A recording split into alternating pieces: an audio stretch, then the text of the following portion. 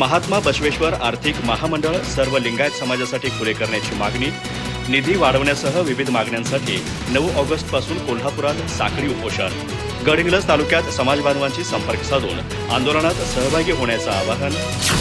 महाराष्ट्र शासनाने स्थापन केलेली जगज्योती महात्मा बसवेश्वर आर्थिक विकास महामंडळ सर्व सकल लिंगायत समाजासाठी खुलं करावं, महामंडळावरील जाचकाठी रद्द कराव्यात, तसेच निधीत वाढ करावी या प्रमुख मागण्यांसाठी 9 ऑगस्टपासून कोल्हापूर येथे साखळी उपोषण करण्यात येणार आहे. या आंदोलनाच्या पार्श्वभूमीवर गडहिंग्लज तालुक्यातील लिंगायत समाज बांधवांशी संपर्क साधून उपोषणाची माहिती देण्यात आली. समाजातील जास्तीत जास्त बांधवांनी या आंदोलनात सहभागी होऊन मागण्यांना पाठिंबा द्यावा असं आवाहन यावेळी करण्यात आलं.